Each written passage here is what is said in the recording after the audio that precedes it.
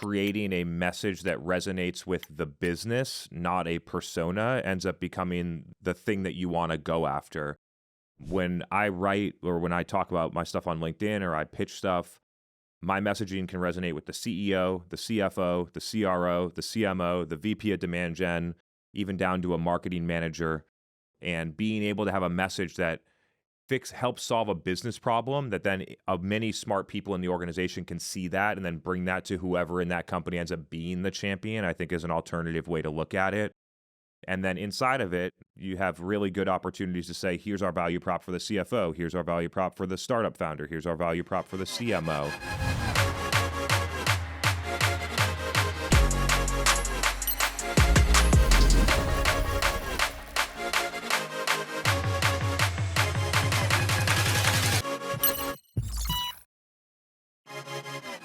Welcome back to the Demand Gen Expert Series, sponsored and hosted by Refine Labs. My name is Chris Walker. For those of you that don't know me, I'm the executive chairman at Refine Labs, and I started a new company called Paceto recently. I'm also an investor in a content production agency called Hatch. The Expert Series is built around having a core expert within a specific field that we think is incredibly important and impactful for demand gen and go-to-market professionals. And we bring them on to share all of the expertise that they have in a specific area in hopes that it helps you challenge the way that you think or gives you some ideas to bring back into your company. We try to make it as actionable as possible. So maybe, Pep, just a note, maybe there's some things that people can take away that they can put in place, today or next week, some actionable things. And then just want to introduce my guest, Peep Laja. Pep, I'll give you a little floor, but Pep is a great friend of mine. I've known him for many years, and even before I knew him personally, I watched what he did with his agency Spiro and some of the other things that he's been doing. And I really love the new project he's been working on for several years, Winter, because I see so much incredible value and honestly, just a little bit of a miss when it comes to how B2B tech companies at all stages think about being able to bring in insights directly from their target customers and then deploy those not only in product marketing or how to message your product, but also in how we think about our go-to-market strategy and how we think about where we advertise and many other things that we can learn directly from customers as an alternative or as a complement to CRM data and attribution data. And so with that, Pep, pumped to have you on the show, man. Congrats. Maybe this is your first podcast doing it at the new house. Wanted to congratulate you on that as well. And great to have you here. So the topic today is target customer insights and messaging testing and messaging validation, and how that has an impact and how that can augment your demand gen strategy and even your sales velocity and every other part of the business. So just wanted to talk at a high level, just to set the stage, talk us through the importance and the rationale as to why you should have this type of process. And then how does the process actually work? What is the frequency? How do you do it? Let's talk through how that works and what people can learn there. So if you think about messaging, what is messaging? Messaging is key ideas, key thoughts we want to send out to the market, the target customer about us. What do we want them to know about us? And those messages, of course, should be compelling enough so they would consider buying us over alternatives. So that's what messaging, is. And so if you think about your website, this is where your messaging mostly lives, but it also lives on social media. So it's kind of domain agnostic. If you would remove every single word from your website today, maybe just keep a sign up button or a request a demo button, how many people would take any action? Nobody. So words are the most important part of your website. Now, and if we realize that words are the most important part, then how are we measuring how effective the words are? And how can we make the words better? Because better words will convert better. You get more demos, more signups, etc. And so we need to have a methodology to measure the effectiveness of our words, because it's not just any old word will be the same. Now, there's a huge difference on how you call things. As an example, at Winter, we launched a product we called Demos on Demand. And then later, and this had massive market interest and so on. And then we renamed it to Sales Demo Feedback. Same exact product, just a different value prop, different name for the product. And nobody cared. Nobody cared. Just the words you use, how you communicate the value prop, massively impactful, very important. So that's kind of like the baseline. And to take two steps back, how do we even come up with messaging that might resonate with our target customer? It starts from target market, target customer insight. So we need to know what their problems are, what their pain points are, what triggers them to go look for a solution for their problem, like what's happening in their day-to-day at their workplace. So we need to know all that. So then when they do find us, land on our website or however they find us, that messaging is now joining the conversation in their mind. Love that. And so, high level overview on the process of how you would actually do that. I think initially, right, you have to come up with some type of hypothesis. You have to have an idea. You talk to customers and you come up with something. And then what happens from there? How are you actually able to get feedback on that message? And you could talk through how it works at Winter or what like a status quo would be, because I think a status quo is basically testing it in sales messages, feeling how well it's resonating or looking at how the deals are closing, perhaps doing focus groups. So there's like some things that people used to do. And then you can also talk through how it works with Winter. Absolutely. Yeah. So a lot of companies don't do any message testing, which message testing basically means you test your messaging with your target customers, the people you're trying to influence, to see how it resonates. And a lot of companies skip that for the reason that they think, that maybe it's too costly or they don't know how to do it, and they just spend endlessly arguing. Like sales wants to say this and marketing wants to say that and CEO has a different opinion, and like everybody thinks that they're they can write words, and so they should have a say in it, and so the solution to all of that, the solution to getting to a confident consensus, is to test how any messaging lands with the customers. And essentially, how do you measure words? And it's qualitative research, essentially. It's not A/B testing. A/B testing is a measurement methodology. A/B testing will tell you if A is better than B and by how much, right? You will learn nothing about what needs improvement or what's resonating and what's turning them off. So that's so message testing is a form of qualitative research. And really, you're trying to understand four main things. When you're putting your let's say homepage in front of your target customers, you want to learn four things. Clarity, like how clear is it? Do they get it after they read the whole thing? Like what questions do they have? So clarity, number one. And we know how jargony B2B websites can be, right? Like, so that's like take it to the playground. Like it needs to be in human language.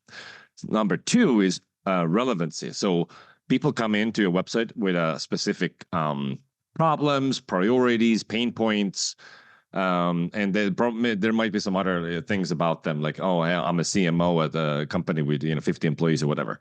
So when they're on their website, your ideal customer is on your website. They need to understand, this is for me.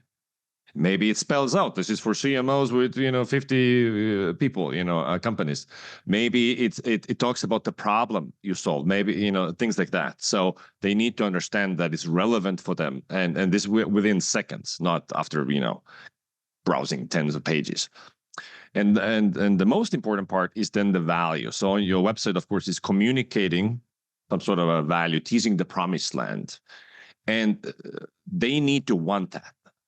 They need to go like, oh, that's kind of cool. Oh, yeah, this seems interesting. I want to learn more. Like nobody buys unless your product is very cheap. They buy right away, but it should pique their curiosity. They should want to learn more. So that's value, communicating the value, and then finally differentiation. Most of us exist in a category with tons of competition, especially if you're like large categories like email marketing, customer support, CRM, like hundreds of direct competitors. So you need to answer the question, why you over the category leaders? So that's kind of like how we assess what message testing is. And you gauge their feedback by asking open-ended questions. What about this is unclear? Who do you think this is for? Or you do Likert scale questions, like on a scale of 1 to 5. How interested are you in learning more about this? Or how interested are you in a demo? A demo might be the word demo might, because nobody wants to be in a sales meeting, so that kind of might turn them off. So gauging the how interested are you in learning more is a better gauge of are they interested in the value. And who do you and then the differentiation, like why do you think you should choose this company, tool, whatever, over and name your top competitor that everybody knows. If you're CRM, it's HubSpot or Salesforce. If you're not in a category with known big players, then you might phrase that question, differentiation question. Do you understand why you should use this tool over alternatives? Something like this. And you want open-ended feedback, like they write, because that's how you know what is the problem, where is the problem, which parts of your website are interesting. Because you ask, what about this sales pitch resonated with you? Or what about this turned you off? And you will learn in very specific terms. So you can do this completely free, time and hassle, creating a survey with like Typeform or any old survey tool. And then you need to find people who look like your target customers, your ICPs. They might be hanging out to LinkedIn. You might, cold email them and offer them an incentive. Here's a gift card if you're willing to, invest 5 minutes in answering a few questions. And in qualitative research, it's no statistical significance does not apply in terms of like sample size. In qualitative research, the concept is saturation, meaning that we need to achieve saturation is when you stop receiving new insights. You can and typically it's around 15 people. So 15 people sample size is perfectly enough, and you can get more. And when you get more people, the benefit is that you will start to understand the distribution of issues. Let's say you identify 7 problems. Well, which one of them is most important problem, and which is like only bothers one person. So with a bigger sample size, you get to understand that. But just to identify problems, 15 people is enough. So you can do this, recruit people that look like your target customers, ideally people who have never heard of you. So they're not familiar with your product, definitely not your customers. So that's one way to do it. It will take you a very long time to get enough to get the panel full. So to get 15 people, you need to probably cold email about 150, 250 people, even if you offer them money. Winter does, my company, we do it for you. You log in, you choose who's your ICP, here's a message testing template, here's your homepage or whatever other page, boom, and then within 24 hours, we'll give you the data. But yeah, so you can do this without Winter as well.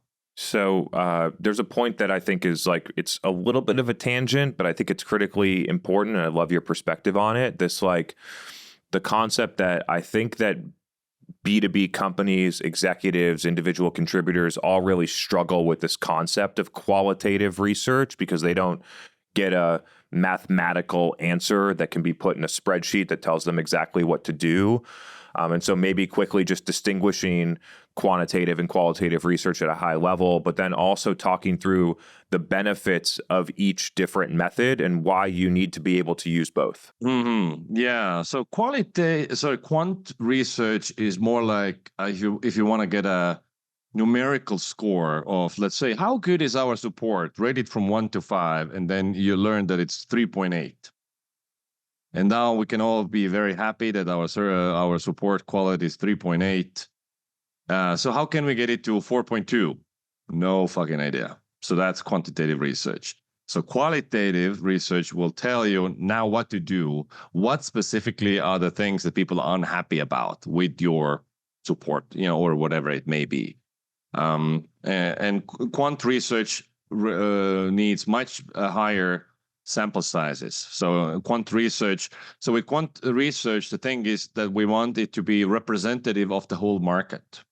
So that means, given your the margin of error that you're happy with, it might be like 500 to 1,500 people that you need to respond to your thing. So then it checks out. It's valid. It's representative of the market. Now, with qualitative research, you're studying a specific population. So it's not the whole market. It's like very specific people. This is product marketers at e-commerce companies with 500 SKUs, like a very specific population that we're studying. And hence then, as I said, 15 people is enough. So qualitative research is about the why, what, and quant research is how much, essentially. That's like the broad base, the differentiation there. Now, a lot of people think that so I believe, and I think Chris also, the vast majority of your target customer research should be qualitative. That's where the insights come from. So, because the point is to gather insights that lead to you driving more demand, and the point is not to gather big numbers, survey respondents, to impress people.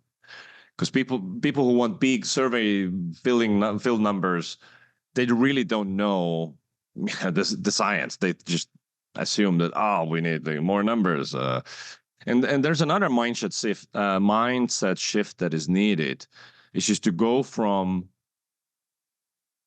capital R research to lowercase r research. And the idea here is that, I think there's this pervasive idea that research needs to be like a big, scary thing, and it's usually very expensive. It's something you do once a year, maybe, like you do this market research project.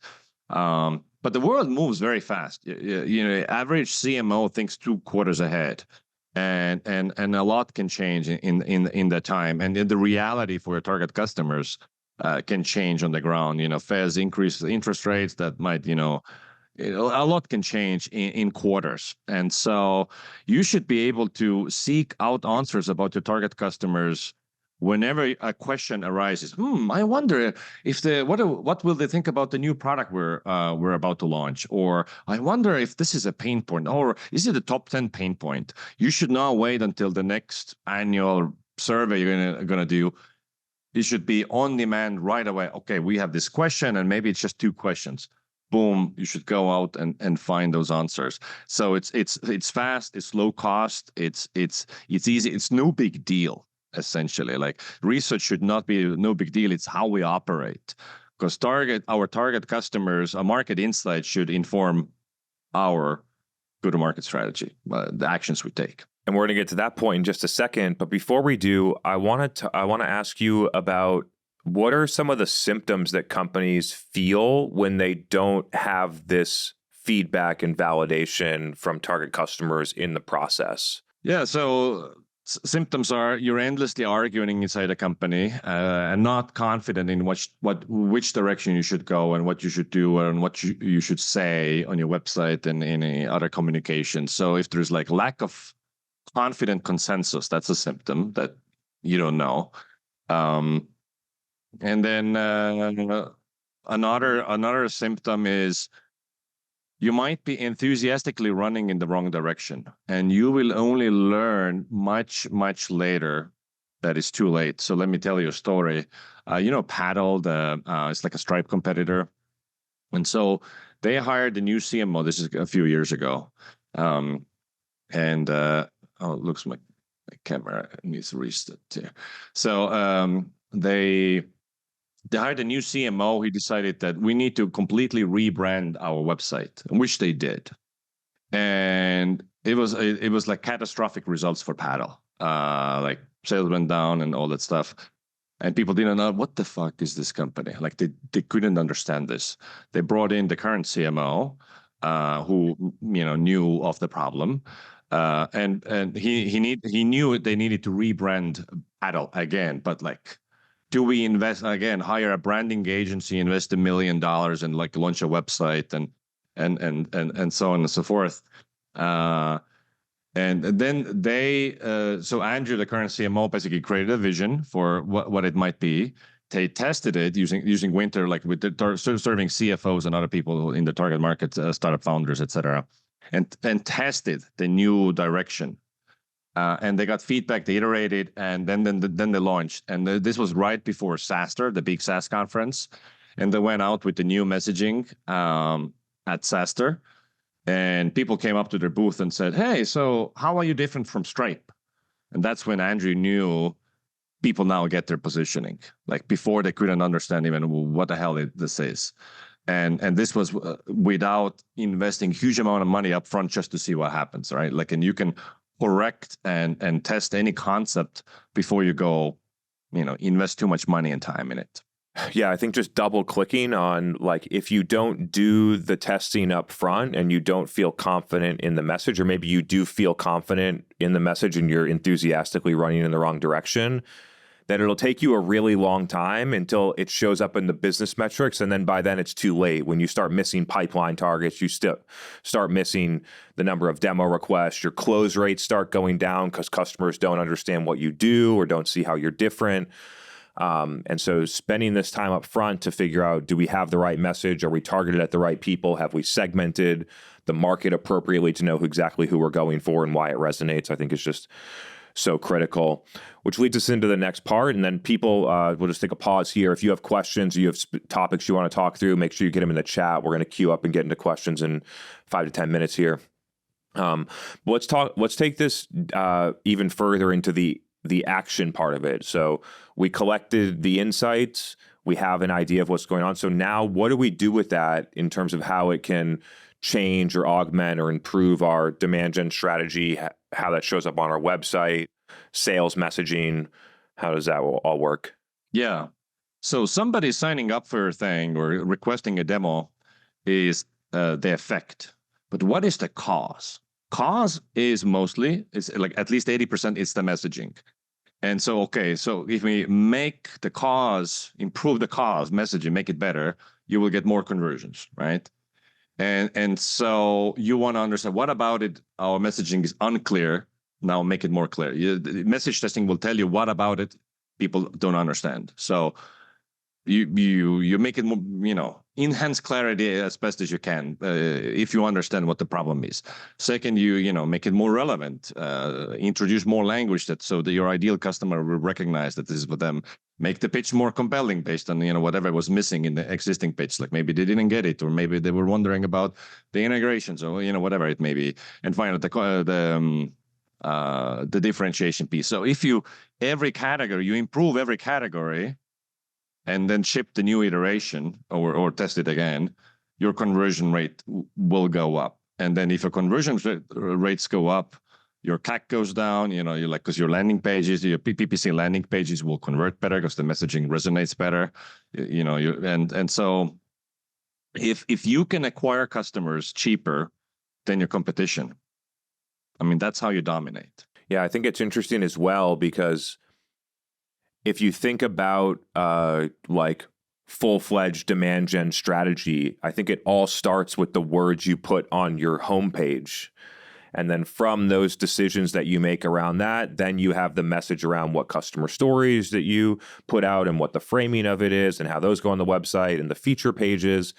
And then from the website, basically, and the way I look at demand gen now, is you're taking the messages on the website and then you're just distributing it to people in other places where they actually pay attention. So we think LinkedIn ads, Facebook ads, YouTube. You're basically just taking that message and then moving it downstream into other places and then eventually attracting people back to the website to consume that very focused message.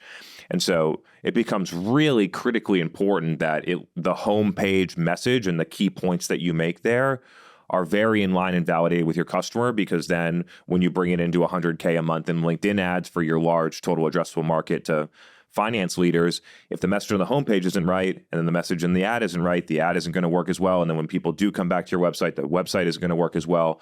It creates very large efficiency improvement opportunities by getting this right. Exactly right. So ideally, all of our marketing is about trying to appeal to somebody, right? We're trying to our target customer will find our messaging compelling and they like us and they want to buy our stuff, right? That's the whole point. How do we know that they like our stuff? We have to ask them. We cannot assume.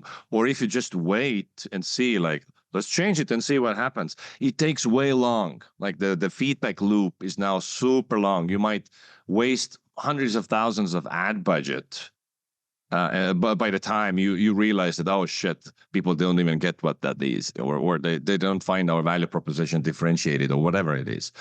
It's very cheap. We do like 24-hour feedback loops. You can make your messaging really hit home. I wasn't going to go here, but I'm kind of interested myself, so I am. Like A/B testing versus stuff like this. I know like Spiro does probably a lot of A/B testing, or at least historically has. Like, Like, how do you think about that? Because a lot of people, I think, if they're like, hey, we're going to change our homepage, they're going to go and hire a branding agency. They're going to come up with some different message, and they're going to run 50% of traffic each side, wait a month to collect the data and say, oh, I guess like this one is a little bit better.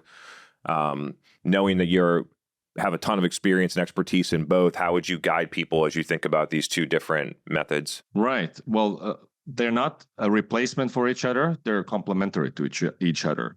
So message testing, as I said, is an exercise in qualitative research. It's a diagnostics exercise.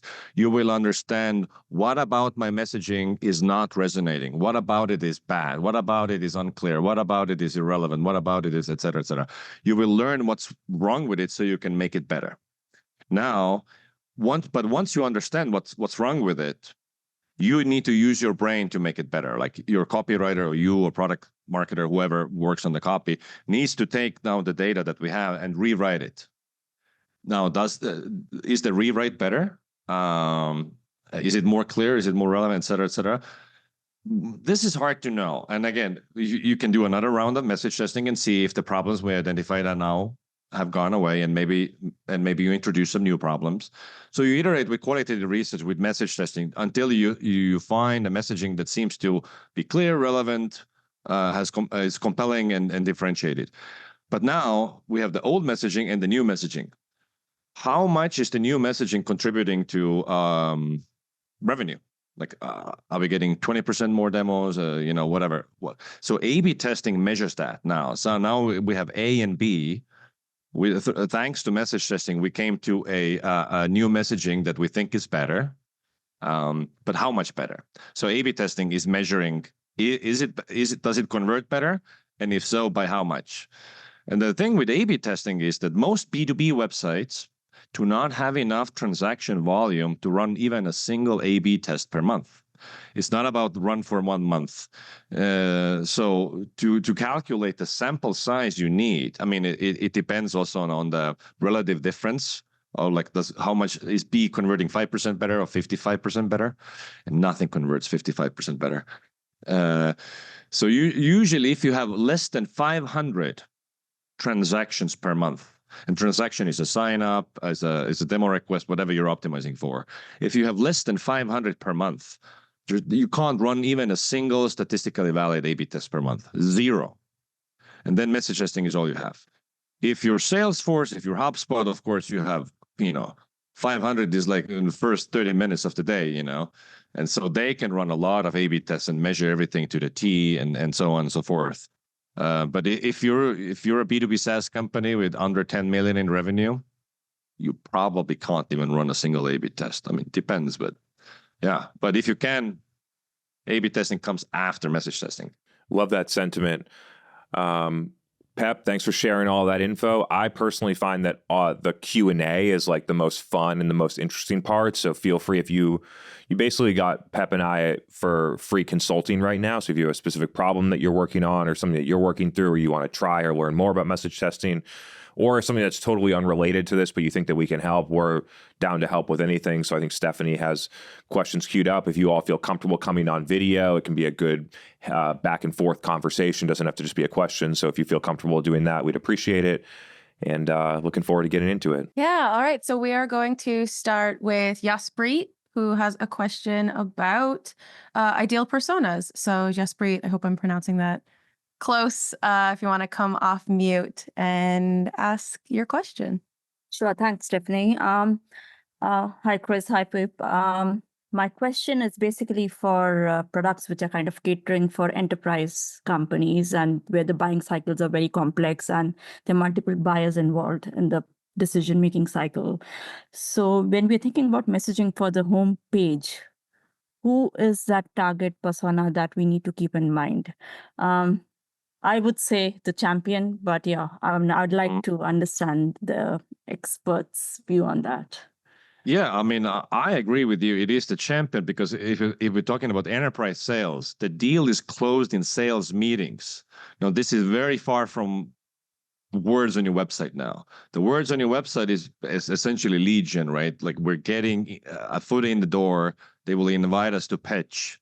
And now what your salespeople say in a sales meeting will be 1,000 times more important than what's on the website. So the website is only to get a foot in the door, and so is whoever schedules that demo, and which is not the CMO or the C-level enterprise decision maker or the buying committee, right? They come in usually much later. I'll offer a slight alternative perspective here, where I think that in many cases, not just in your specific situation, that creating a message that resonates with the business, not a persona, ends up becoming the thing that you want to go after. When I write or when I talk about my stuff on LinkedIn or I pitch stuff, my messaging can resonate with the CEO, the CFO, the CRO, the CMO, the VP of demand gen, even down to a marketing manager. And being able to have a message that helps solve a business problem, that then many smart people in the organization can see that and then bring that to whoever in that company ends up being the champion, I think is an alternative way to look at it. And then inside of it, you have really good opportunities to say, here's our value prop for the CFO. Here's our value prop for the startup founder. Here's our value prop for the CMO. I think Gong does that pretty well on their website, breaking out the different stakeholders, but having a larger top-level business message. Sure, thank you. I mean, I think, Chris, to your point, it could become a bit tricky when you're kind of catering for different verticals, right? Different industries. Having a homepage message when the company is focusing on 6 different industries. It could be, You but got to prioritize. Prioritize is good. That is what can't happen in a company. That is very difficult. It's easier said than done. Prioritization is the best way, and you need to push for it and advocate for it. The second best way is to try to summarize. Okay, so how can we say it in a way that is, appealing to everybody? And that's where companies get mushy, vague, buzzword-filled bullshit, that speaks to nobody. It's possible to do summarization well, but often that's how companies end up with fuzzy positioning. Absolutely. So we do have a question in chat kind of following up there from Tony on how do you suggest they prioritize? You prioritize based on who is the biggest, what's your best-selling product? What are they buying the most? What's your flagship? Usually, it's never that everything is equal. You have a flagship product, or at least the foot in the door product that brings everybody in, and then you upsell them the other stuff later. I think if you go to Miro.com, and they might have changed their website, but Miro, which has multiple products.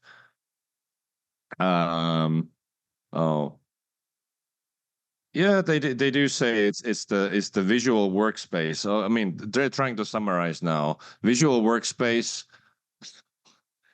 the clarity there is questionable, I think, because they have the Fig Jam and not Fig Jam, but the other thing besides the whiteboarding. So yeah, maybe Miro is not a good example, but prioritization based on best-selling products. Yeah, I think you have the historical quant of who of the people that have bought the most, what are similar around them, what's our best-selling product or the feature that everybody buys first. I think there's a quant element. But for early stage companies or for people that are sort of rapidly iterating on their positioning and product, I almost think that there's a qualitative insight from customers that helps you select, if you went out to 3 different segments and you brought your best value props to the table, which segment is that resonating with the most? Is that segment also the biggest opportunity, the largest TAM, where you have the best market share in that geography already? I think that prioritization is an exercise of strategy.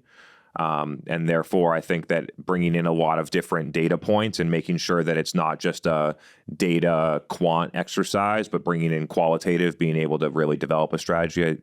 It's not a perfect answer or a perfect science, but that's like kind of the fun part about business. All of the best parts about business are not things that AI can run an analysis for and tell us what to do. That's what makes us valuable as employees. That's what keeps us not being replaced by AI, as being able to really understand and use multiple data points to come up with the best answer. Awesome. All right. So we are going to bring Sam on next.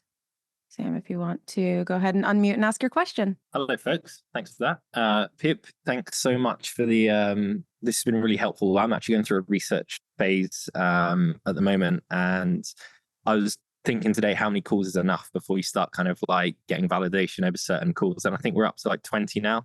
And it's starting to feel like an echo chamber of the same trend. Mm-hmm. So you've kind of validated. You've reached saturation. Mm-hmm. It was phenomenal because I was kind of going a bit crazy. Keep this short. It's a slightly convoluted question to you both, but you're both very smart people, so hopefully we'll get through it. As a smaller company, and Chris, you mentioned this on like how like people were copying you, so you moved to video. I think you mentioned that recently on like LinkedIn. But as a smaller company, how do you deal with kind of like the copycats of your messaging and your unique point of view if you don't have kind of like the ad budget to like distribute that message or quick enough to kind of like grab the market share? If it's a small enough niche, it's debatable. And what are your options there? Is it a case of just constantly, do you like live and die on that point of view, or do you constantly iterate that messaging to kind of stand out? If that makes sense. Well, first of all, you shouldn't worry about small competitor. If you're a small business and other small businesses are ripping you off, nobody knows they exist either. So that's fine. Like you should worry if your messaging is identical to the category leader. If you're a CRM and HubSpot is verbatim the same, you're dead, essentially. You want to be different from the category leader. Everybody else who's maybe even a near identical business to you, same positioning, same niche, but a small business, you should just not care about it.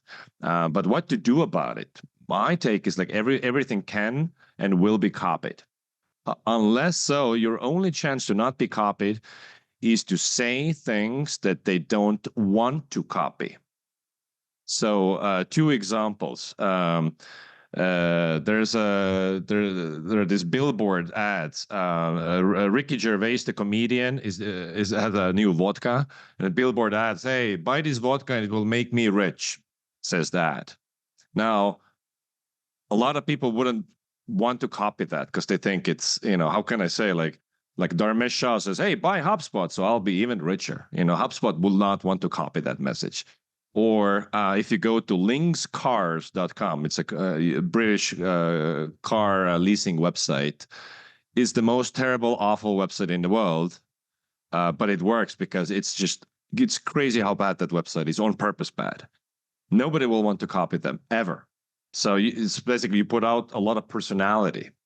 That's my advice. Yeah, I think the other alternative is niching down. Where another thing that if you're a small CRM and you want to niche down to, construction companies less than 50 employees, that the category leader or things like that aren't going to copy that because they need much larger market share at this point. So you can niche down by segment, you can niche down by feature and build a much better feature than HubSpot would build within their much larger platform. That's more getting into business strategy than just like marketing or messaging strategy. But those become other alternatives as well. And then you can always expand the product and expand the message as you grow. So wedge in, get some market share, start expanding. That's like HubSpot started as like an email marketing tool, if I remember correctly. And all of a sudden they have a like fully capable product that would compete with Salesforce and Marketo together, 2 of the largest SaaS companies out there.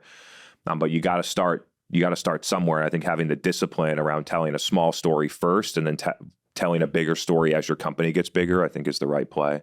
Thank you very much. That was awesome. We have kind of a similar question from Jesse that I'm going to read y'all.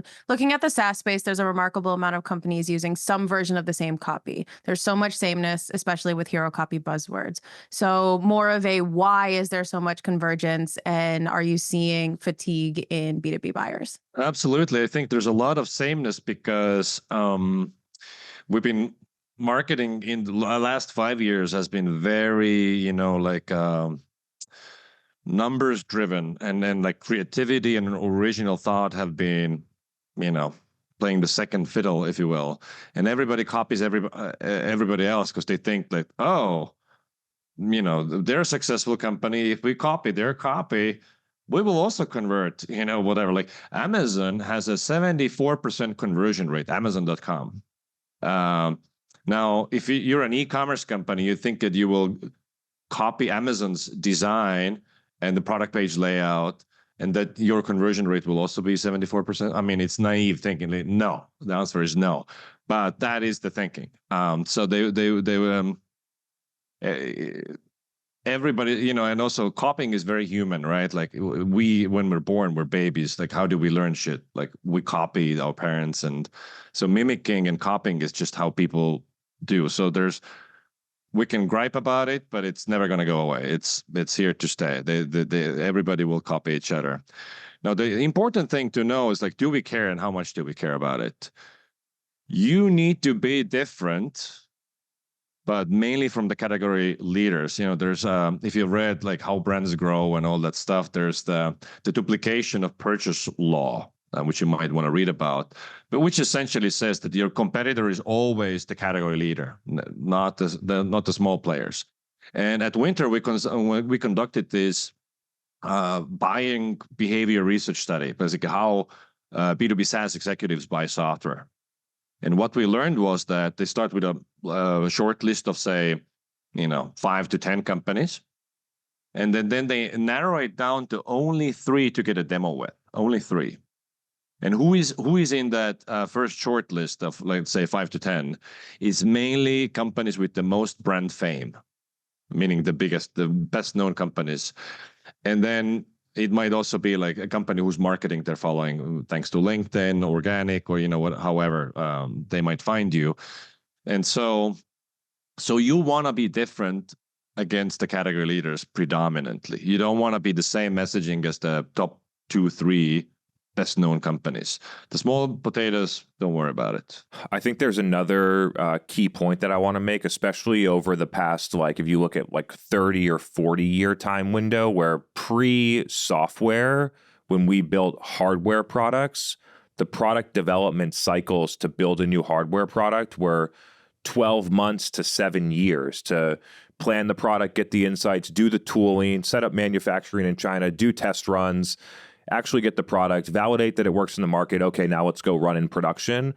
And so at that point, the ability to differentiate and the time that it took for a competitor to react was so long. Then we move into the early stage of software, where even back 10 years ago, the software development cycles were much slower, and the ability of your competitor to find out what you were doing was much slower. And so you had this advantage. Now, over the past 10 years, what's happened is there's massive commoditization in the software market, that the ability to spin up a competitor or a feature of a competitive feature to a platform, you can do that in 3 to 6 months. And you can do that like using AI and a couple of devs and lower costs, and be able to really be a potential competitor to somebody very quickly. And I think that ability to see people's messaging really quickly and being able to develop products is something that's going to be lasting in the software market today, that I don't think we're ever going backwards from. It's creating lots of commoditization. I think that gross margins on software products that have historically been 80% plus are going to face a lot of pressure as it becomes easier and cheaper to build competitive software products. And I think the glorified margins of SaaS of like, build it once, sell it forever at 80% margin, I think those are going to reach terminal velocity where we might see margins compress lower. And that it just changes the entire financial dynamics of a software company, and how we need to think about as marketers, as product marketers, as product developers, as strategists, understanding how that has changed and what that means for the competitive landscape. Copying is not going away. I talk about things, and then 3 days later, people are copying my shit. But I think the real thing is about what Pep said. Do we care? And if so, how much do we care? And I think really relating it to, are the big players that have 50, 60% plus market share, are those the people that are copying me? Or is it this $1 million ARR startup that just raised $3 million? And really focusing on the things that are important. If you're tempted to copy somebody else, because, oh, look at Gong, then understand that there are different rules for small businesses versus the category leader types. Everybody knows what's Kong and Salesforce and HubSpot and so on. They don't need to explain themselves. Like if you go to salesforce.com, I haven't been a long time, but I bet they don't say Salesforce is a CRM. Like they don't even need to. They have some brand bullshit there. And you think, oh, if we also have brand bullshit, it's gonna convert. No. If you're a brand that most people of the market is not aware that you exist, which is the biggest problem for most companies, you need to focus on clarity, relevance, value, and so on. What's the old proverb, like what's permitted to Jupiter is not permitted to the ox or something like that. If you want to copy somebody, copy a company under 10 million who's killing it, not the big giants. All right. So we've talked a lot about the benefits of getting your messaging right, but Andrew has a question about the risks. So speaking of sameness, can you help articulate the risk to the business if positioning and messaging becomes too controlled by SEO? What's a healthy approach of using search engine keyword data and qualitative messaging research? Yeah, if you have to choose between SEO and being a differentiated company, I mean, if somebody advocates for SEO, they do not deserve their job. You can get SEO traffic in 100 different other ways. You don't need to insert SEO keywords into every other sentence. Oh, okay, nobody does that in SEO. I get it. That was like old days. But SEOifying your positioning and your messaging is just a bad idea. Can you explain a little bit more about why? Because it's gonna be the odds are very high. It's not an absolute. The odds are very high. It's gonna be a generic, boring message because it's not gonna be differentiated. It's not doesn't stand out in the market because people will search for mainstream keywords. If you're an email marketing tool and you optimize for SEO keywords, your value prop will be, oh yeah, send newsletters, track open rates, click-through rates, convert more customers. Everybody says that. They're never going to choose you. They're going to just go with MailChimp, right? Because there's the big guy. Because if you're saying the same things as the category leader, they're going to go with the category leader because that's the safe choice. And the niche weird language that your customers might use is not high keyword volume, keywords. So voice of the customer, very good idea, but it is not necessarily high search volume. So I would just your blog post, your sub pages, all that stuff is do that for SEO. And nowadays, of course, blog post for SEO is just a losing tactic because nobody links to blog posts. And I mean, link building, how hard is that these days, right? Compared to how it was 15 years ago. And I know because I was a huge into blogging. I built CXL, my other company, on top of SEO and link building. Today, I mean, it's much better to if you study all these fast-growing SaaS companies that are killing with SEO. How are they doing it? Not by writing fucking blog posts. They are doing it by creating tools. Like Shopify gained how many millions of backlinks by like the name generator. Like people will start a Shopify. Oh, what should I call my e-commerce store? Then AI, easy, simple tool, name generator for a store, right? Massively people link to it, or programmatic SEO, like what G2 is doing with all these categories and stuff, and like G2 traffic, like put it on a timeline. It's like 6 million a month or something, right? So other things like then writing blog posts, I think is even better for backlink building today. Super interesting. All right. Do we have any more questions popping up in the chat? We've kind of gone through here we go. Chris. Just in time. Just in time. Chris, do you want to come on and ask your question live? Hey, Chris. Hey, Pep.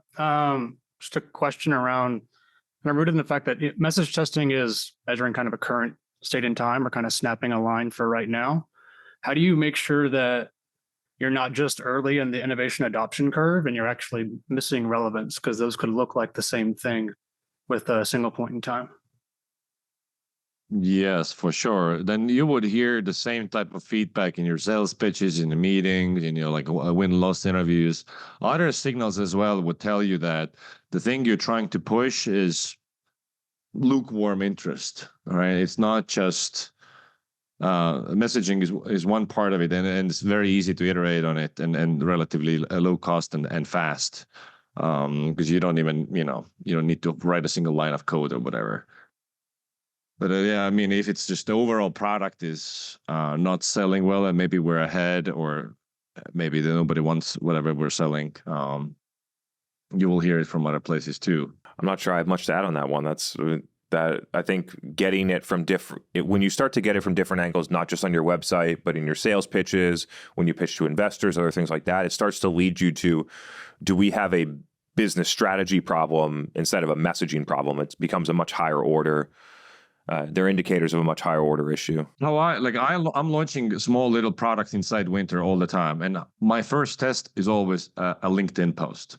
Like add some context, why this matters, and then it's like, this is the product. And I usually say, hey, DM me for like private beta, whatever the offer is. And so, for instance, when I launched this demos on demand product, I think I got like 100 or 20 DMs in one day. Like people like, oh, tell me more. And then maybe 2 weeks ago, I said, hey, we're gonna now do if you want to do state of the industry reports for your industry.